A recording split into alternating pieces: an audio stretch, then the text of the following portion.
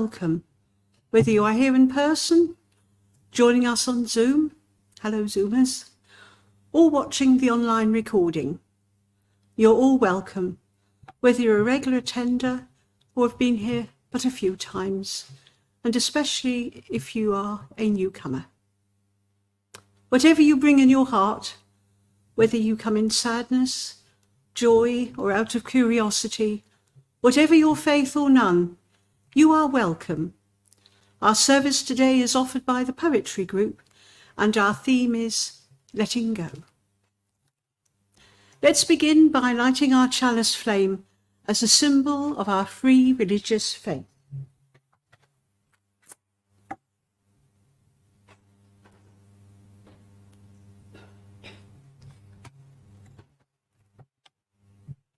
Some words adapted from those of Vernon Barnett. As in the ancient torch race, we press forward, torch in hand, along the course. All our skill lies in giving into the next hand the living torch, bright and unflickering.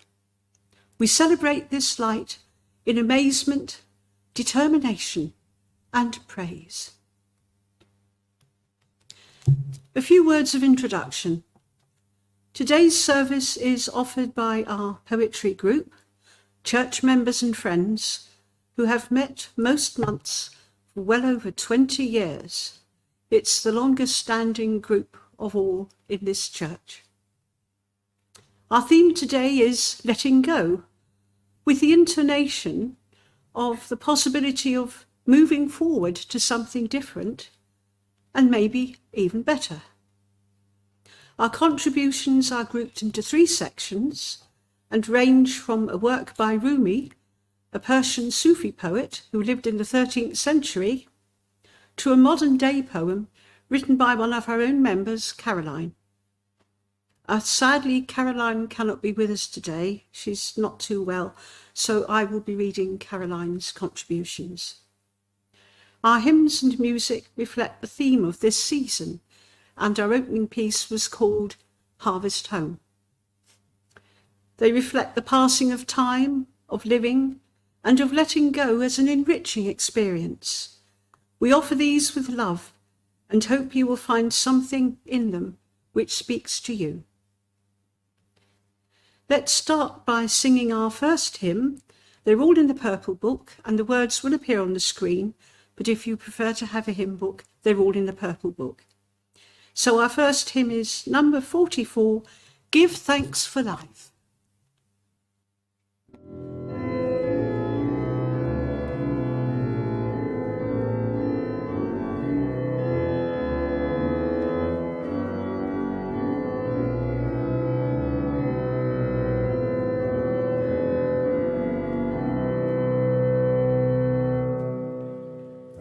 Give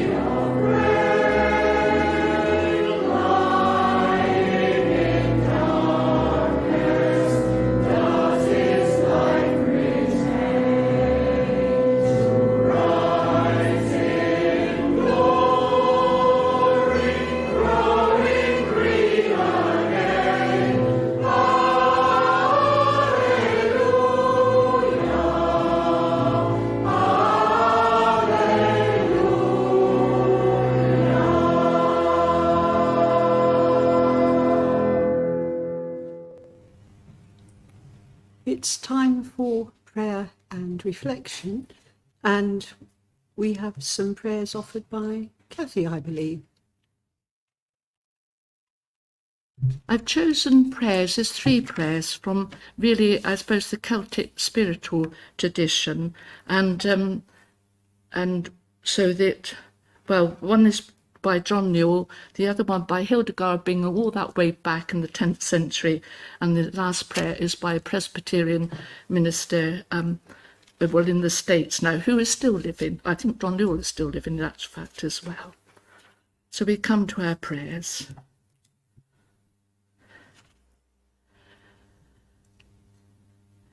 We wait to the forgiveness of a new day. We wake to the freedom to begin again. We wake to the mercy of sun's redeeming light, always new, always gift, always blessing. We wait to the forgiveness of this new day, and in this day's beginning, we seek your countenance among us, O God. In the countless forms of creation all around us, in the sun's rising glory, in the face of friend and stranger, your presence in every presence, your light within all light, your heart at the heart of this moment. May the fresh light of morning wash our sight, that we may see your life in every life this day. May it be so.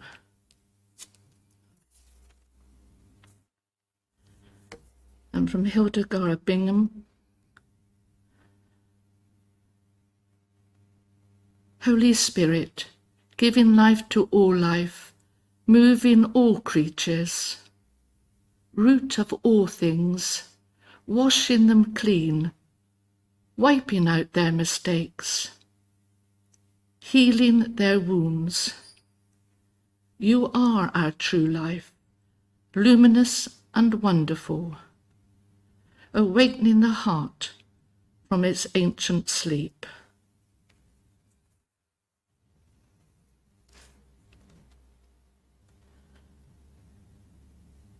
And now to end.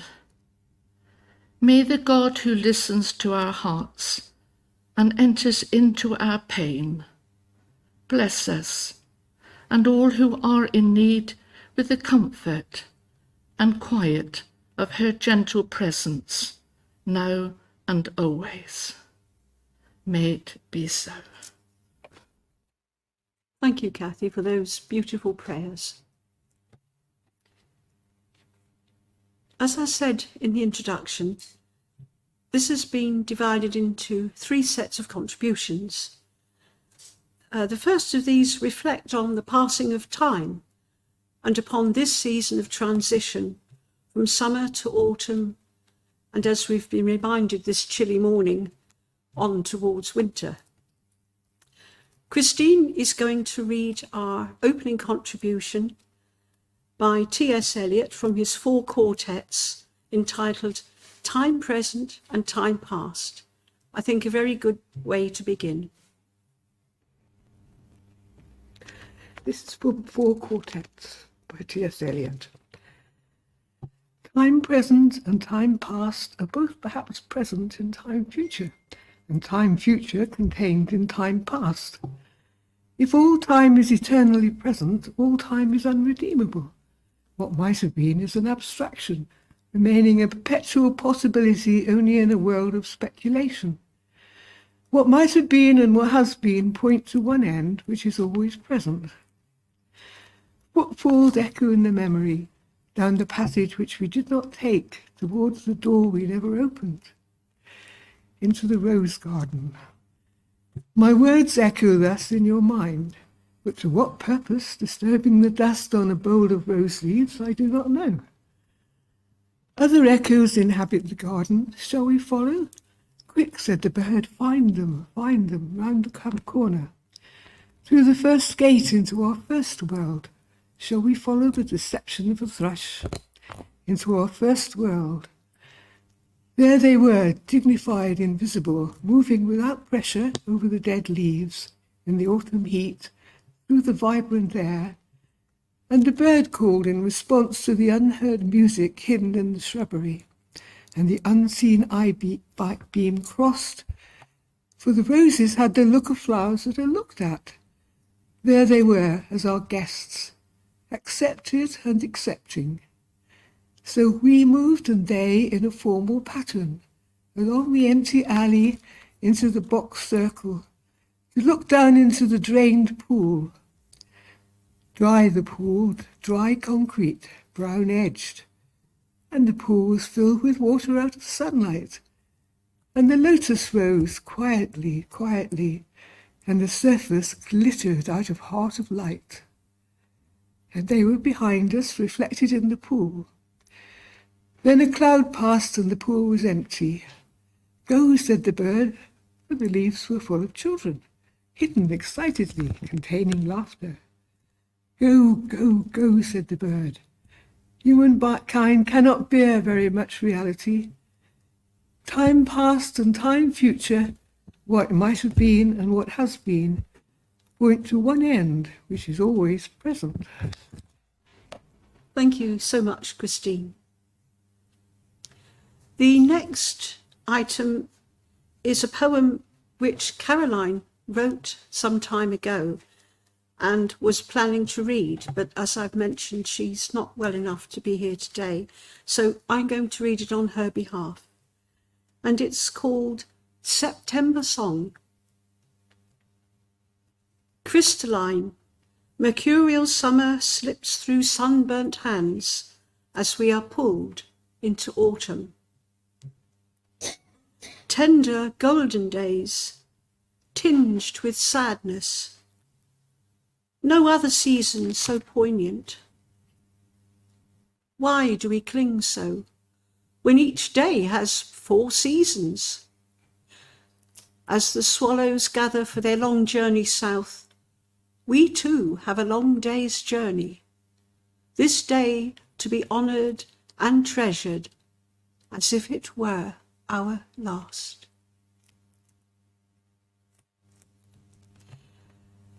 Now, Delphine is going to read part of Shelley's Ode to the West Wind and follow that by a poem called In Blackwater Woods by Mary Oliver.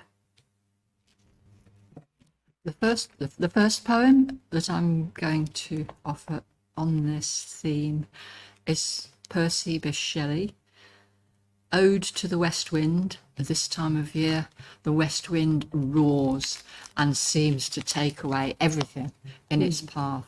And this is what struck Shelley so acutely. I think he was living in the Mediterranean at the time. He had a young life, a short life, and this is towards the end of it. And this is his invocation to the future, to letting go and then seeing where it took him. An ode is a celebratory poem, something abstract, something larger than life, but a celebration, a praise. And I believe this is it. But this is the last verse. Make me thy lyre, the musical instrument. Make me thy lyre, even as the forest is. What if my leaves are falling like its own?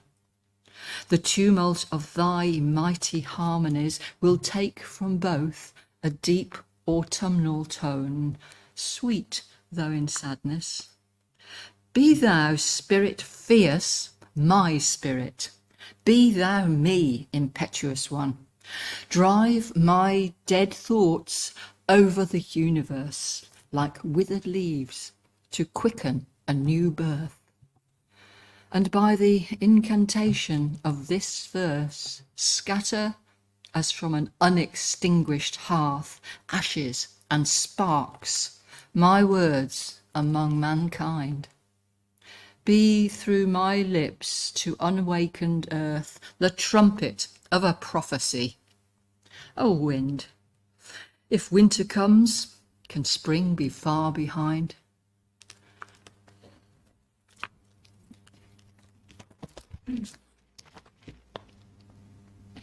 And the Mary Oliver poem that I'm going to read was unfamiliar to me before I read it, before I was given it in the group. And that group is the blessing that it is, because it introduces you to a wonder, a treasury, and all personally selected by the people that come around to the table to present it to each other. So this is Mary Oliver. In Blackwater Woods. Look, the trees are turning their own bodies into pillars of light, are giving off the rich fragrance of cinnamon and fulfillment. The long tapers of cattails are bursting and floating away over the blue shoulders of the ponds, and every pond, no matter what its name is nameless now. Every year, everything I have ever learned in my lifetime leads back to this.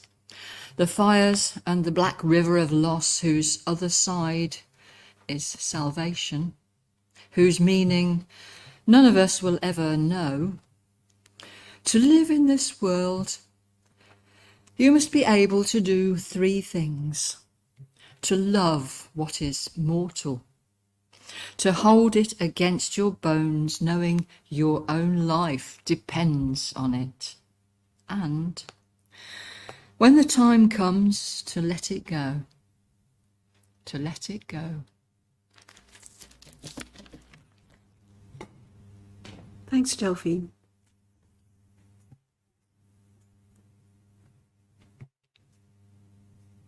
We come to our second hymn, which is in the Purple Book, number 193, We Laugh, We Cry, number 193.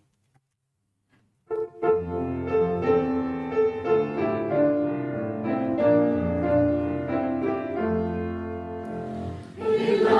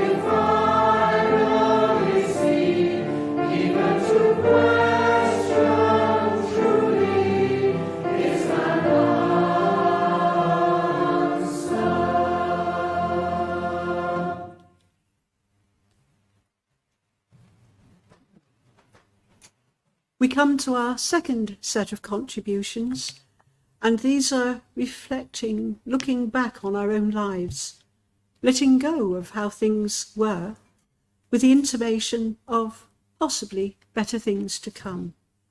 And our first one will be read by Viv, and it's by Christina Rossetti. Called Looking Back. Looking back along life's trodden way, gleams and greenness linger on the track. Distance melts and mellows all today, looking back. Rose and purple and a silvery grey, is that cloud the cloud we called so black? Evening harmonizes all today, looking back. Foolish feet so prone to halt or stray, foolish heart so restive on the rack. Yesterday we sighed, but not today, looking back. Thank you, Viv. And Kathy is going to read a poem called Walking Away by Cecil Day Lewis. It's called Walking Away. It's a poignant poem that reflects the experience of a parent watching their child grow up and become increasingly independent. The poem uses the metaphor of a father watching his son walk away from him on his first day at school as a symbol of the inevitable separation that occurs as children mature and forge their own paths in life. Cecil Day Lewis catches the bittersweet emotions of pride and a sense of loss that accompanies this emotion, a moment of transition. Walking away. It is 18 years ago, almost to the day, a sunny day with leaves just turning. The touchline's new ruled since I watched you play your first game of football, then, like a satellite rents from its orbit, go drifting away. Behind a scatter of boys, I can see you walking away from me towards the school with the pathos of a half-fledged thing set free into a wilderness, the gait of one who finds no path where the path should be. That hesitant figure eddying away like a winged seed loosened from its parent stem has something I've never quite grasped to convey about nature's give and take. The small, the scorching ordeals which fires one irresolute clay. I have had worse partings, but none that so gnaws at my mind still. Perhaps it is roughly saying what God alone could perfectly show, how selfhood begins with a walking away, and love is proved in the letting go. Thank you, Kathy. We now come to a piece which Caroline chose, and I'm going to read it for her, and then this will lead into a time of reflection, followed by some reflective music. And this is called Letting Go by Nelson Mandela. To let go doesn't mean to stop caring. It means I can't do it for someone else. To let go is not to cut myself off. It is the realization that I can't control another. To let go is not to enable, but to allow learning from natural consequences. To let go is to admit powerlessness, which means the outcome is not in my hands. To let go is not to try to change or blame another. I can only change myself. To let go is not to care for, but to care about. To let go is not to fix, but to be supportive. To let go is not to judge, but to allow another to be a human being. To let go is not to be in the middle arranging outcomes, but to allow others to effect their own outcomes. To let go is not to be protective. It is to permit another to face reality. To let go is not to deny, but to accept. To let go is not to nag, scold, or argue, but to search out my own shortcomings and to correct them. To let go is not to adjust everything to my desires, but to take each day as it comes and to cherish the moment. To let go is not to criticize and regulate anyone, but to try to become what I dream I can be. To let go is not to regret the past, but to grow and live for the future. To let go is to fear less and love more. Wise words from Nelson Mandela. And we'll have a little silence now, followed by a piece of music.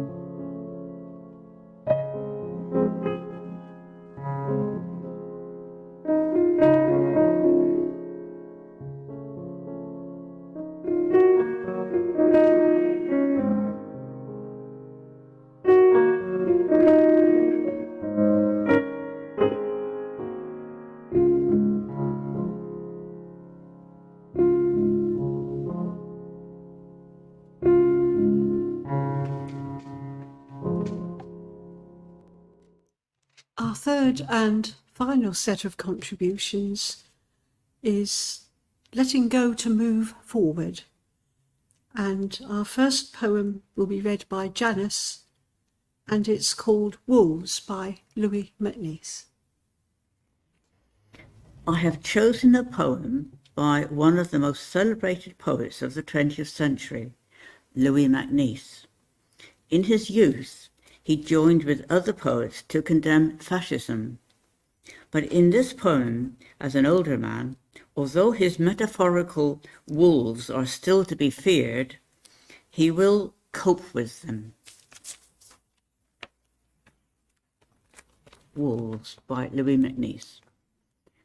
I do not want to be reflective any more, envying and despising unreflective things, finding pathos in dogs and undeveloped handwriting, and young girls doing their hair, and all the castles of sand flushed by the children's bedtime, level with the shore.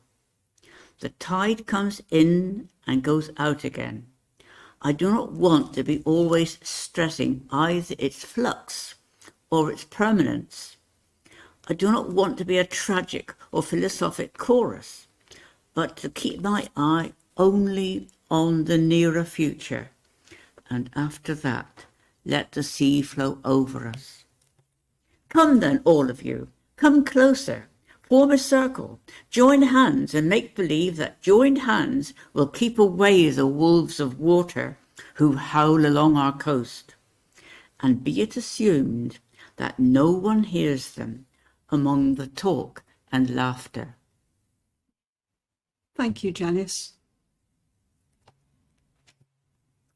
And I'm going to invite Delphine to come up to the lectern to read a poem by who I know is one of her favourite poets, Wendell Berry. And it's great to see you with 2 free arms. She let go of the sling. My friend told me, sling the sling. So I did, and I've got a little supportive armband now, just to remind me I really can't do what I used to do, but I am on the road again, thank you. And yeah, twiddling, and trying to keep busier, as busy as I can be. Still not quite 100%. There we go. Wendell Berry, one of my favourite poets, a Kentucky farmer who was brought up working horses on his farm, was a fiercely intelligent man, and went to New York to make his way in the world, and came back at the age of 28, 30, married, and bought the farm next to the one that he grew up on, and he has never left. He works it with horses, he works it to heal and to undo the damage that his forebears brought upon the land, into the soil, the way that they used the farm, the way that they depleted the soil, those kind of things. We'd call it regenerative farming now. But that is what he did, and continues to do, and continues to write, and continues to be a powerful critique of the way the world is and what it does to what our systems are doing to people, while he himself famously said, what I stand for is what I stand on, the soil, the land. This is a poem that he wrote in the 60s when his children were he was raising children. The Vietnam War was still going on. He was writing against that, and he lies alone at night. He lies at night, unable to sleep. The Peace of Wild Things by Wendell Berry. When despair for the world grows in me, and I wake in the night at the least sound, in fear of what my life and my children's lives may be, I go and lie down where the wood drake rests in his beauty on the water, and the great heron feeds. I come into the peace of wild things, who do not tax their lives with forethought of grief. I come into the presence of still water, and I feel above me the day-blind stars waiting with their light. For a time, I rest in the grace of the world and am free. Thank you, Delphine.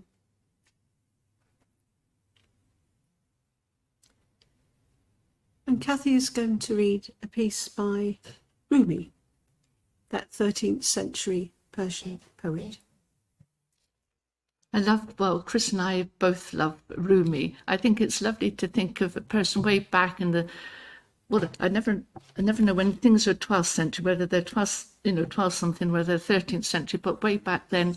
And it's a man from another faith and another religion, another country, and yet speaks so right through all the centuries to one now. One can never. So this is The Guest House by Rumi. And I suppose I particularly like it because in life, you think you've got your day planned and the day never goes as planned. And you think, and I think it allows that lovely sense of freedom, in the sense I used to, when I was working, that says, let go, let God. You can't control things. Things come and things happen. But around you and with you, hopefully, God is ever with us.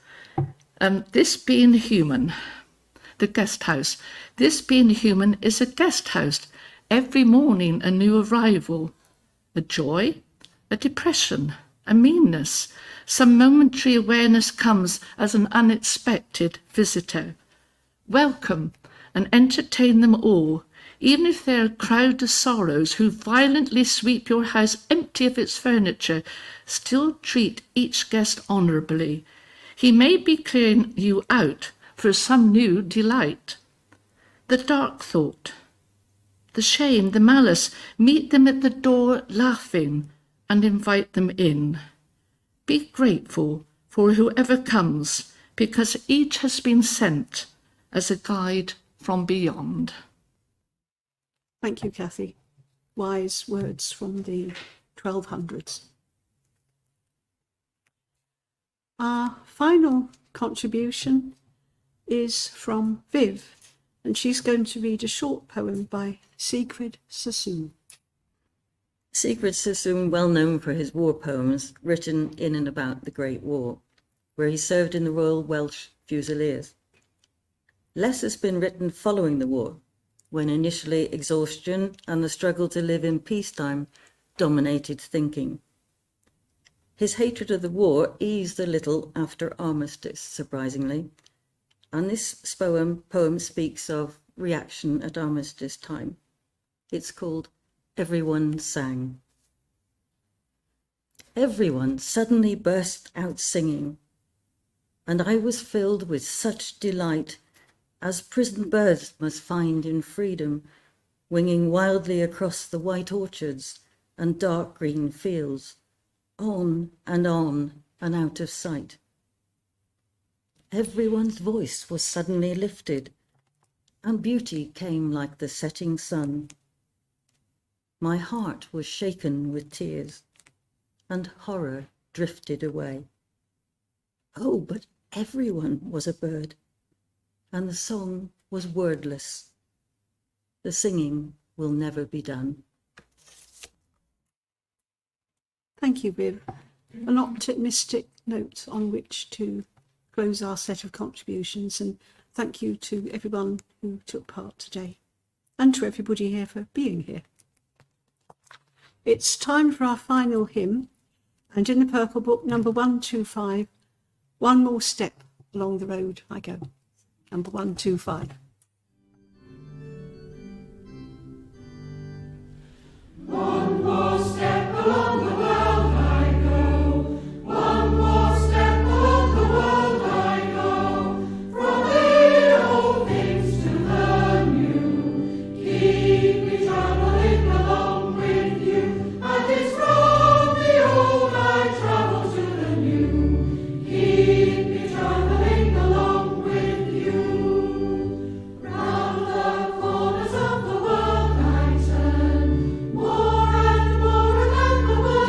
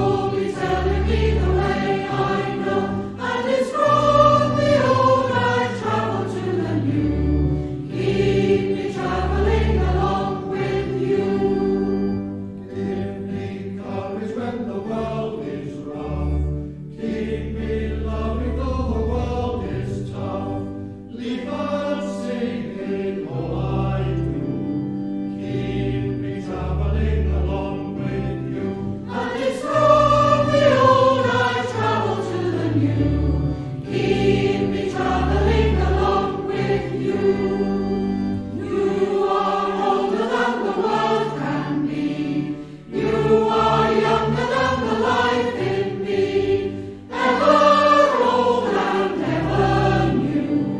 Keep me traveling along with you.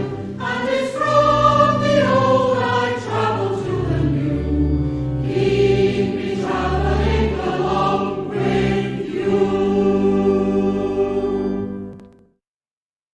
Our closing words are taken from the Sanskrit. It's actually in our purple book and it's number 240 if you want to have a look at it. And it's called Look to This Day.